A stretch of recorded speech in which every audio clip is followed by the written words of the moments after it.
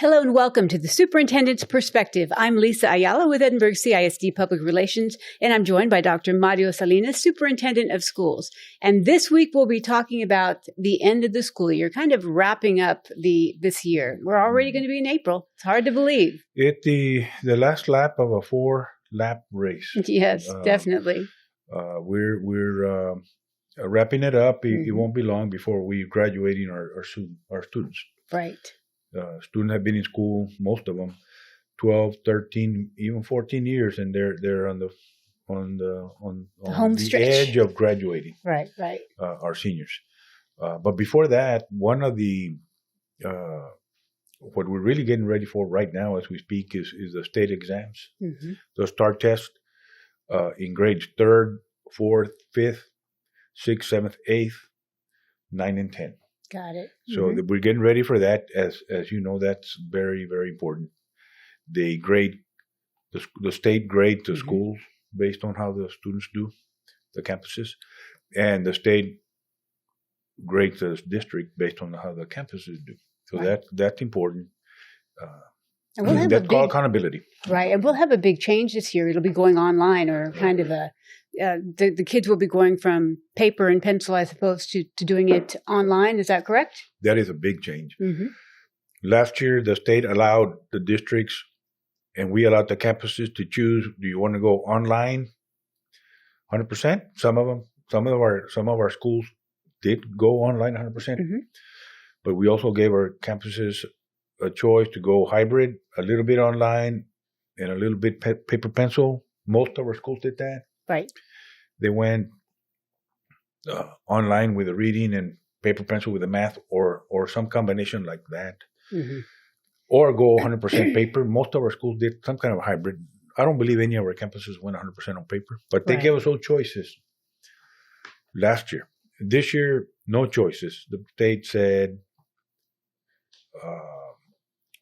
100% online. And that is a little bit of our concern for us, because our students are, especially the elementary age, 3rd graders, 4th graders, going 100% online, writing their essay and then transferring it online is we're working with our students on that. So that's a lot of, I guess, keyboarding or learning how to. A lot of keyboarding, and you know, when you're in 3rd grade, we don't really practice keyboarding. Right. Like when you and I were at school, there were actually keyboarding classes. Right. When I was a principal at North, there were keyboarding classes. Or typing, I guess. Is that what we called it? Typing. That doesn't exist anymore. How about that? Where they take computer information classes, about business information management system. They get keyboards, but they don't actually practice keyboarding. Yeah. That's not the goal. Right. And so therein lies a concern a little bit.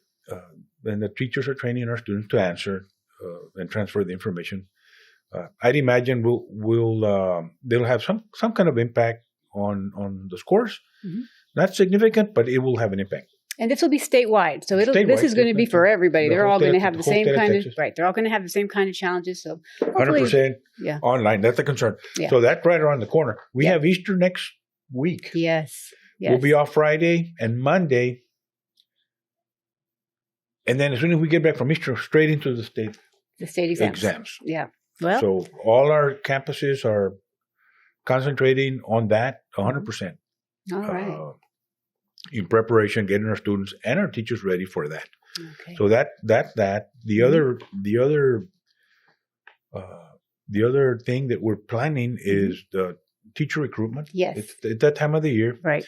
Teachers, we have a big school district, 2,500 teachers.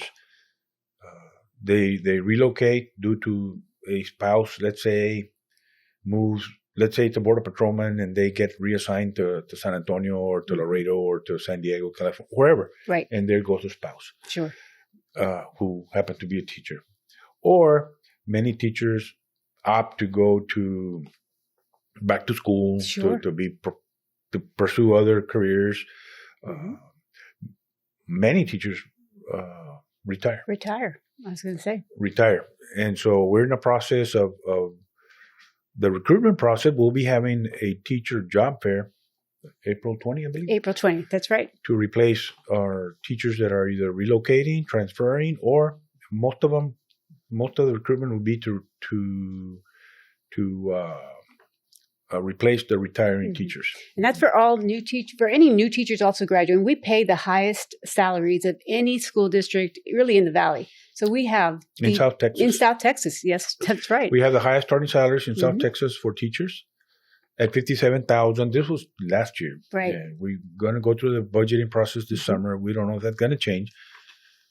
But we do have the highest starting salaries, and we have the highest ending salaries. Right. In South Texas. So we do pay competitive salaries for teachers. We believe, as we both believe, and we've talked about it. Parents want good teachers. That's right. And we're going to recruit good teachers by paying competitive salaries. That's right.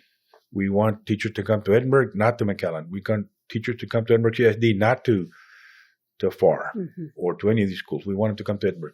That's right. And teachers that we already have, we want them to stay in Edinburgh. And we do that by paying them a good salary. Right. We want to put the money where the mouth is, basically, and make sure that they want to come here.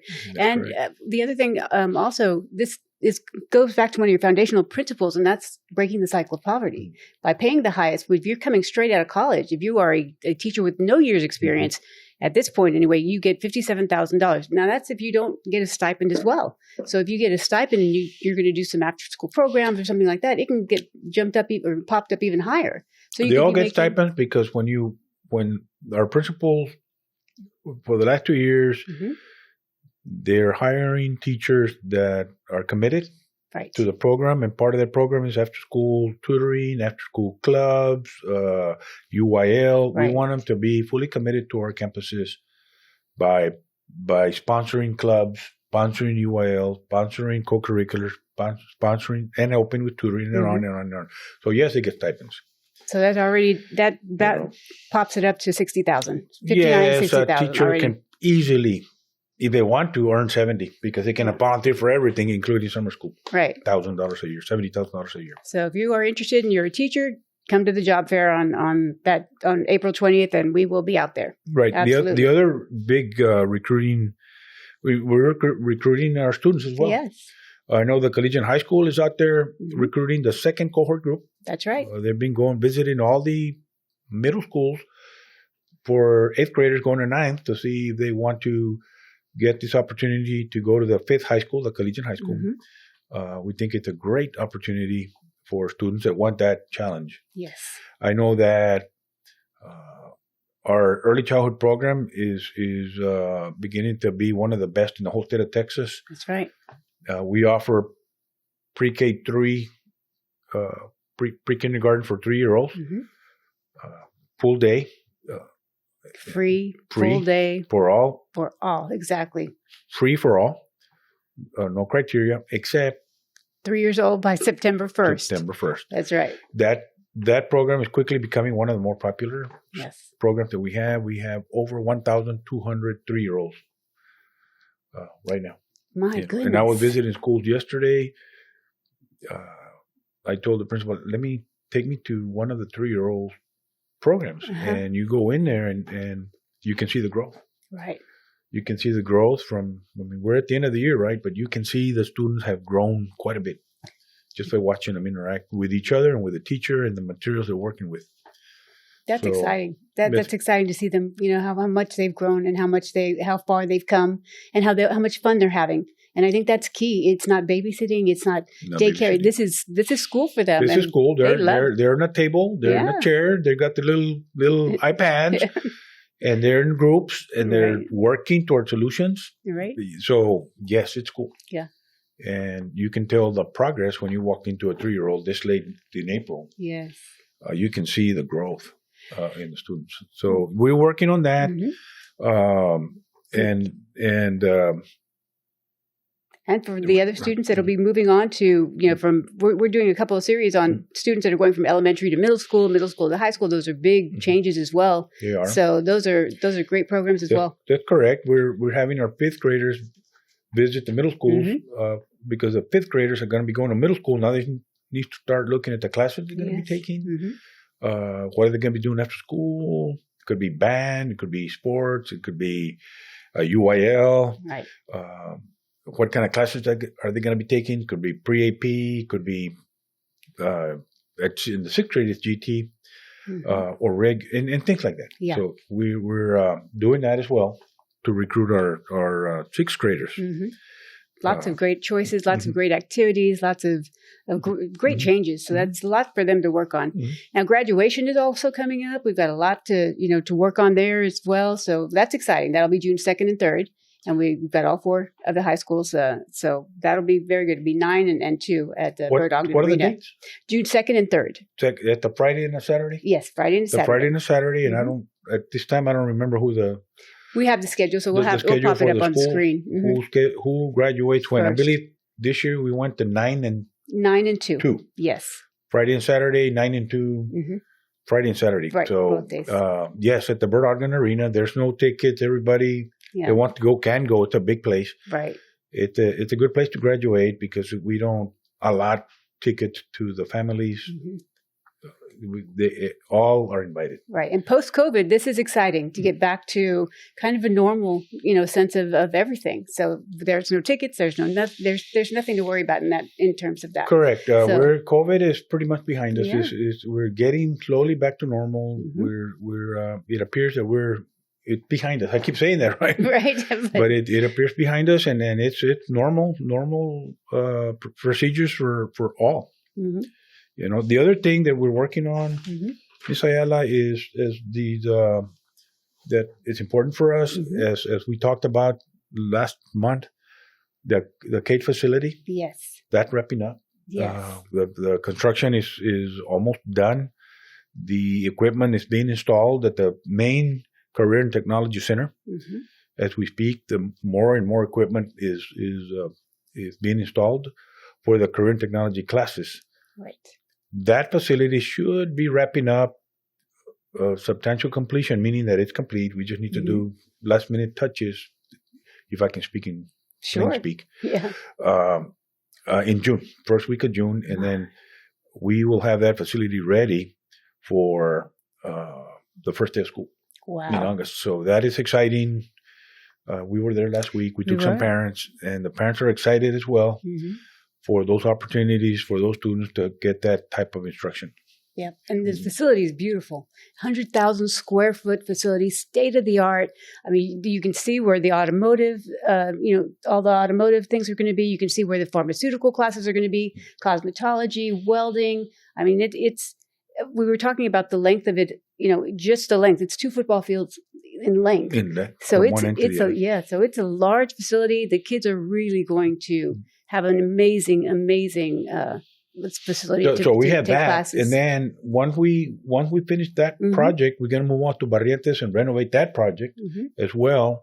We got some work at South that we need to do as well. We're renovating the stadium at Richard Flores, the lights and the video board. Right. That will be done also this summer. We're putting a stadium light at Brewster. That will be done this summer as well. We're expanding the cafeteria at Edinburgh North. That we're hoping to complete by October. That's going full speed ahead. And of course, we got the Collegiate High School who's ramping up the construction there. It's more and more people. Every time I go there's more and more people at the site. Right, doing more work. And so we have a lot of things going for our school that are good for our students. Yes. Absolutely. And the last thing we'll probably talk about is the golf tournament that we have coming up as well. And that's our scholarship tournament, that our That's superintendent's golf. It used to be called the Superintendent's Golf Tournament. Okay. Now we call it Edinburgh CISD Golf Tournament. I see. And we do that every year so that we can provide scholarships to those students that are going off to college. We provide almost $45,000 worth of scholarships to our students every year. Right. From this tournament, we usually generate. Last year, we generated about $150,000 after expenses. Yes. All of it to provide scholarship for students that are graduating from our schools, to help the parents out as they transition to college. Right, for those expenses. All right, well, we'll be talking more about that as well as we get a little bit closer to it. We want to thank all of you all for joining us this week on the Superintendent's Perspective, and we look forward to seeing you next week. As always, stay healthy and stay safe.